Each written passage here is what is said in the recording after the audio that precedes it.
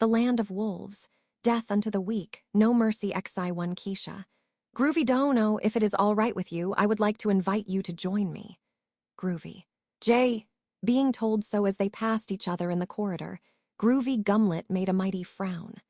Looking down at Groovy, who had a short build characteristic of Hyanapopple, was a lanky man who was taller than the average person.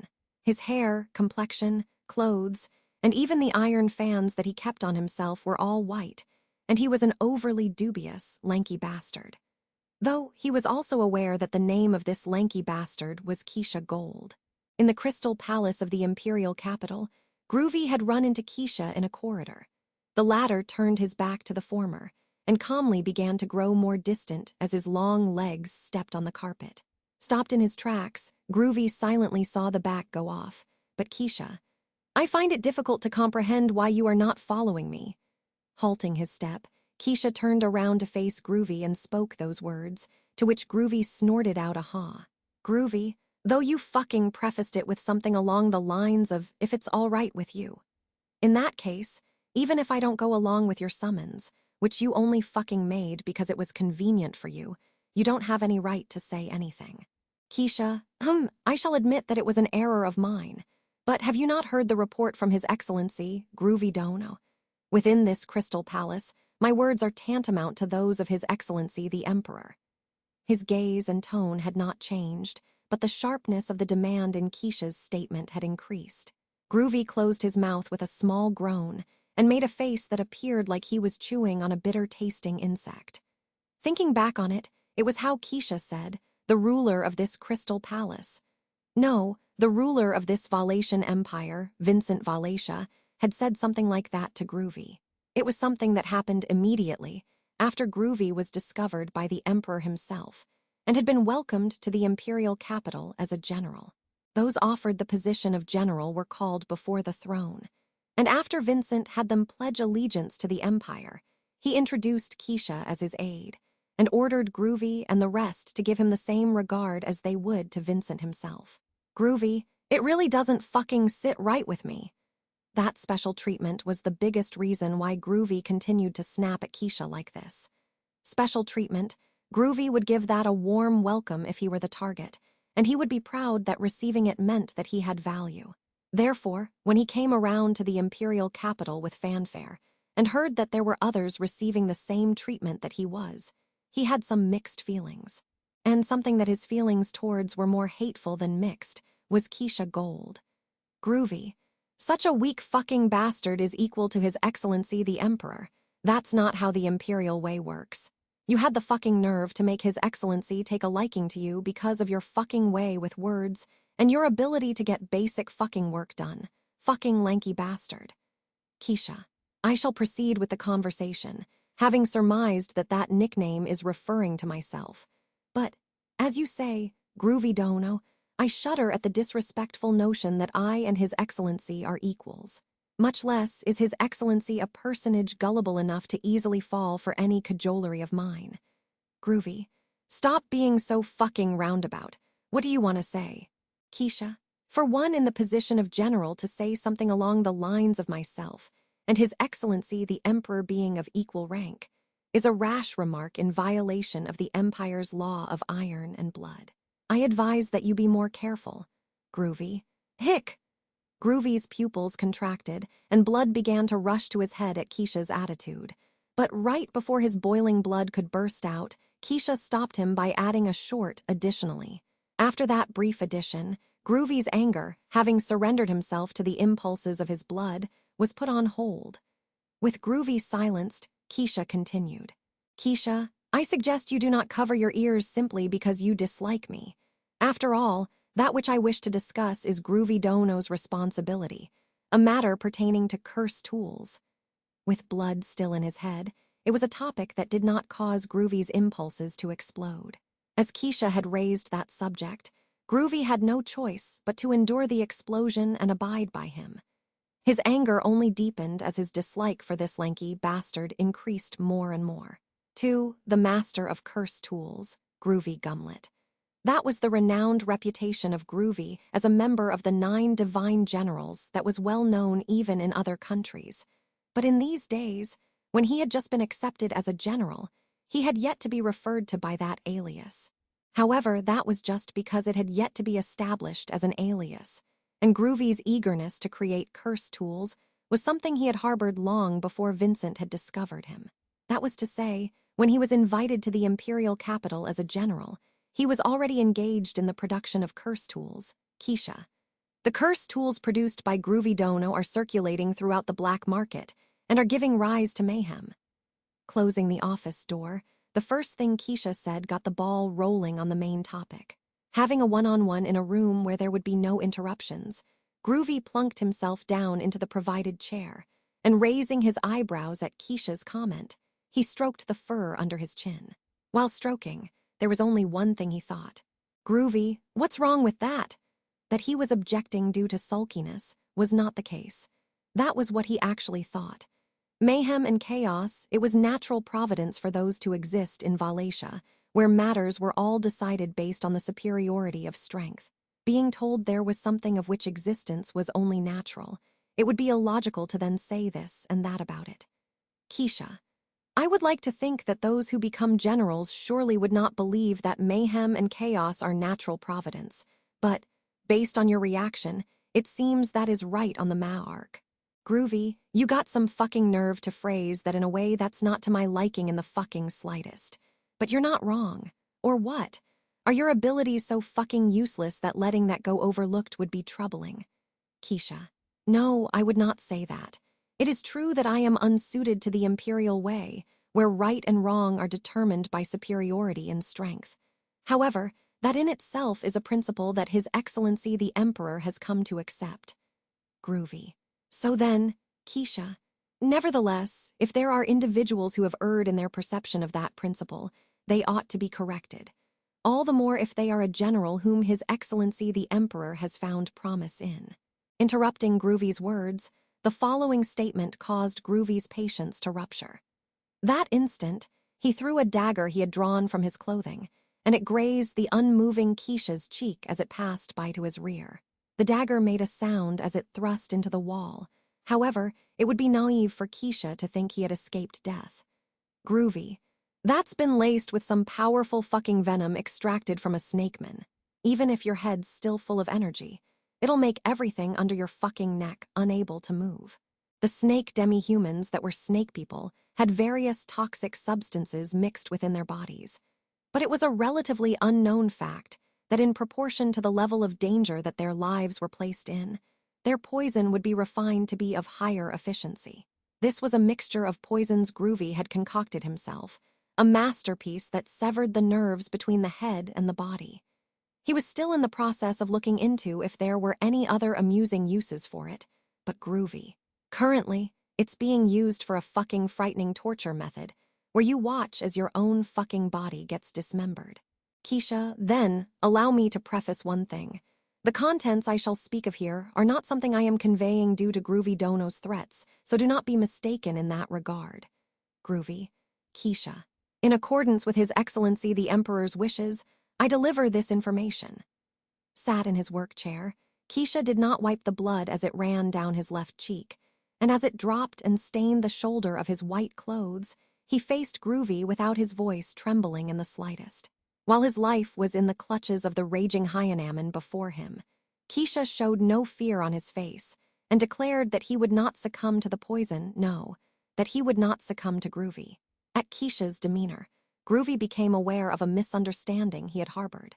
Keisha did not have the adequate strength to be a general, but it was not as though he did not know how to do battle with his life on the line, much less underestimate that he would not have to do so against Groovy. At any given moment, he harbored within his chest the mettle of a warrior risking their life. Keisha, His Excellency the Emperor has also accepted the principle of things being decided by superiority in strength. However, for both that strength and the chaos born as a result, he desires it not to be disorderly, but rather to have order to it. Groovy, chaos with order to it? That just seems like a beautiful fucking load of shit. Keisha, if you perceive it as something filthy, I would like you to keep the amount you speak of it to a minimum, for it is the contraction desired by His Excellency.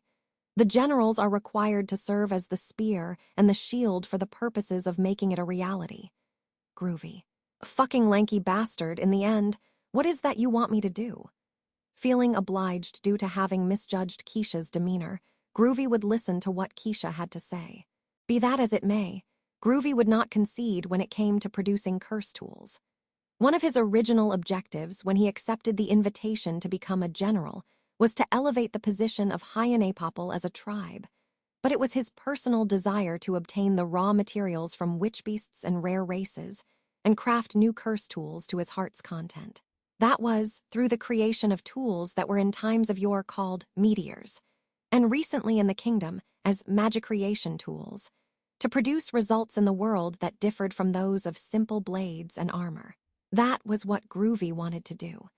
He wanted to create devices of violence such that they remained in the world for generations to come, to still be in active use no matter how many years, decades, or centuries passed, continuing to be treated as influential. Those were the sort of devices of mayhem he wished to create. That was Groovy's personal dream. Groovy. I need a lot of fucking money for that. I'll say this now, but the wage for a general isn't enough. I didn't know that the curse tools were circulating in the black market, but my desires aren't so fucking trivial that I'd give 'em up just because of that. Keisha, do not misunderstand. His Excellency desires chaos with order, Groovy Dono. Your current irresponsible handling of the curse tools is not conducive to that purpose. Groovy. So, did you fucking decide to strip me of my title as a general? In that case, Groovy howled that he did not want to be in such a restricted position. To begin with, if he could not do what he wanted to, then the position of general was nothing more than a burden. If he could not fully devote himself to studying how to produce violence that would last into the future, he would give up his title and do whatever it took to fulfill his goals. Before the angry Groovy's ambition, Keisha narrowed his eyes and, Keisha, as I have said, I request that you do not misunderstand. Thus, he spoke as if admonishing Groovy. Groovy widened his eyes at those words, and Keisha continued with, May I proceed? Keisha, I have said that Groovy Dono's current handling of curse tools after their production is irresponsible. Hence, it shall be fine if you take responsibility. For that purpose, using your position as general would be most beneficial. Groovy. Keisha. From my own perspective, I have great expectations for the potential concealed by curse tools. It would only make sense for my powerless self to arm myself with equipment of extraordinary power, rather than conducting research as an individual, would have expanding it to be a large operation. If you do so, shortage of funding will no longer be an obstacle. At Keisha's lengthy suggestion, Groovy's eyes were bewildered as he listened attentively. The reason he did not interrupt midway through was because he could not keep up with the contents, and after he did catch up, he was dumbfounded at how unthinkable the contents were. Groovy. Bastard, weren't you just trying to fucking shit on me by saying that the curse tools were a problem? Keisha. Since the Empire is a soil that cannot be separated from violence, the violence and the chaos brought about as a result ought at least be controlled. That is what he thinks, and thus by that I shall abide. Groovy remained silent when hearing what Keisha had to say in his unchanged, matter-of-fact tone. There were many things he thought about it. Nevertheless, instead of saying all the things he thought, he first decided to follow his impulses. Drawing out a dagger different to the one he had thrown, he traced it along Keisha's blood-stained cheek. Keisha, what was it this time? A lethal poison, perhaps? Groovy, no fucking hell. I haven't prepared anything of so fucking high quality like an antidote.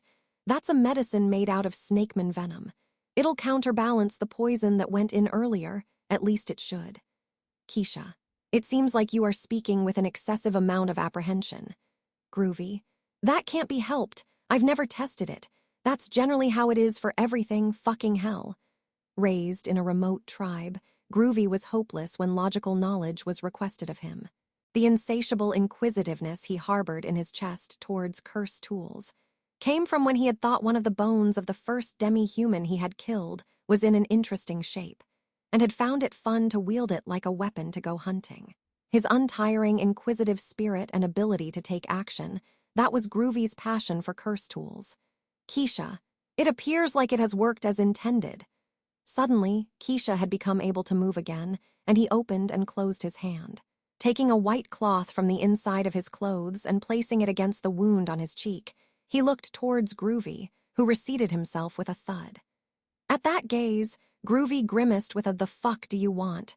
And then, "Keisha, I was just examining to see whether you were giving some thought to my earlier proposal or not." Groovy, "It's not really like that talk about curse tools was the reason I removed the poison. Your way of living is way too fucking risky."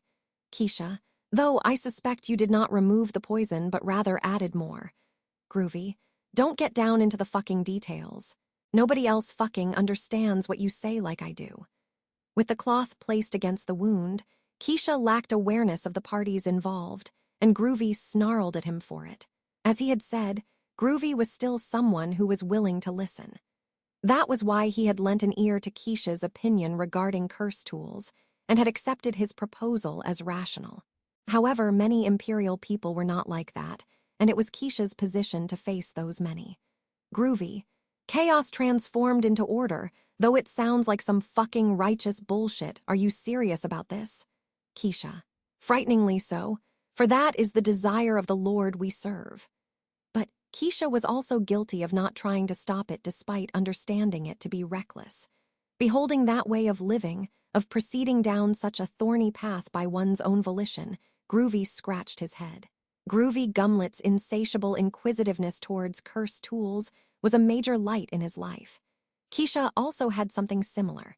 That was likely the reason he held his ground without fighting strength of his own. Groovy, "That fucking proposal from before, tell me about it in more detail." Swallowing that, Groovy urged Keisha to proceed with the matter from earlier. Upon hearing that, Keisha's expression and tone did not change. However, there was a scent of a slight uptrend in his emotions. Keisha, "The stability and integrity of performance. In order to industrialize curse tools, there are many challenges we need to go through." Groovy, "You're talking too fucking fast. And also, you love fucking talking like this when you don't have any work to do, bastard." 3 Groovy, "In the end, I completely went along with your intentions, fucking lanky bastard." Keisha, "My goodness, you've brought up quite the nostalgic nickname." In front of Groovy as he snorted, Keisha, sitting at his work desk, responded with a wry smile. It had taken Groovy a while to realize that his no-mask-like expression could unexpectedly crumble, but with that much time having passed, Groovy recalled their initial hostile relationship. "Keisha, I think Groovy and Gazdono have been relatively cooperative from the start, which was unexpected." Groovy, "It's awful that all the targets for comparison are a fucking shitty bunch. Besides, didn't I fully succeed in pulling off what you had said? Thanks to that, money is no longer an issue when it comes to making curse tools." Keisha, "But then again, there has been a problem caused by the curse tools you have created." Groovy, "I made sure that if anybody except the proper owner uses it, they'll die. I won't hear any complaints." Arms folded, Groovy snorted his nose as he objected to Keisha. Once a hole was closed up, another hole would open, and that applied to creating curse tools, enforcing the law, and everything else. Somehow, having spent a few years as a general, he was aware of that to a painful extent. However, Groovy, "Well, it does work better than I had thought. That fucking righteous bullshit way of doing things." Keisha, "Your phraseology is something I shall never get used to, no matter how many years pass. Additionally, there is the matter of your next expedition." Groovy, To the west, the border with Kararagi smells fishy, you said. I don't think those fucking merchants aiming to make a quick buck would do some fucking shit like lay their hands on the Empire, but..." Keisha, Groovy, if it's what you and His Excellency think, I'll go along with it." At first, he could neither understand Vincent's thoughts nor Keisha's thoughts in the slightest, and even now it was hard for him to say that he understood them. But even if he could not understand, he could trust them. Groovy, "After all, that's something you came up with, your fucking weak self, who can face people as fucking strong as us as equals. It's not as good as my curse tools, but it's not bad." Keisha, "Good grief, I shall remember those words, Groovy." With that, Keisha took a long, deep breath and nodded with a slightly pleased look on his face. That was the final conversation exchanged between Groovy and Keisha. Afterwards, Groovy had been deployed to the west, and when he approached the core of the peril assailing the Valatian Empire, the man known as Keisha Gold no longer remained. What did exist, however, was that which Keisha had left behind. And the fact that protecting that until the very end was the sole tribute he could make to his comrade in arms was something Groovy had understood. End.